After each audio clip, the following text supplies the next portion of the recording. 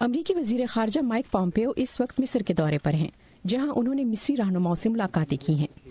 آج سے 10 سال پہلے یہاں سے امریکہ کے سابق صدر براک اوباما نے مشرق وسطیٰ میں امریکی پالیسی پر خطاب کیا تھا۔ اس سے پہلے امریکی وزیر خارجہ نے اعلیٰ عراقی رہنماؤں کے ساتھ ملاقاتیں کی۔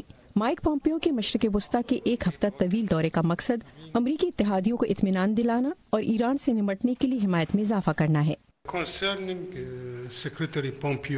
وزیر خارجہ پومپیو یقیناً وہ ایک اتحادی ہیں، وہ ایک دوستانہ ملک کی نمائندگی کرتے ہیں۔ ہم میں بہت سی چیزیں مشترکہ ہیں۔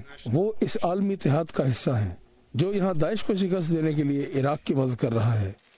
عمان میں ایک روز قبل مائک پومپیو نے اردن کے رہنماؤں کو یقین دہانی کرائی کہ امریکہ سمجھتا ہے کہ داعش کے دہشت گرد اور ایران خطے کے لیے بڑا خطرہ ہے اور امریکہ کا مشرق وسطیٰ کو تنہا چھوڑنے کا کوئی ارادہ نہیں۔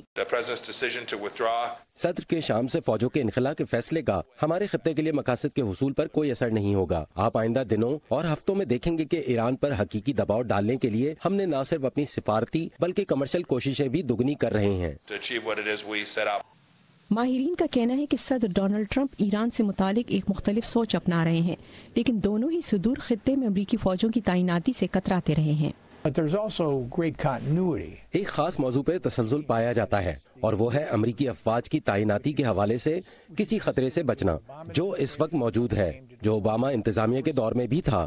اور ماہرین اس پر بھی نظر رکھیں گے جب مائک پومپیو سعودی عرب اور خلیج تعاون کونسل کے دیگر رکن ملکوں کا دورہ کریں گے۔ سنڈی سین کی رپورٹ کے ساتھ نیلوفر مغل، وائس آف امریکہ۔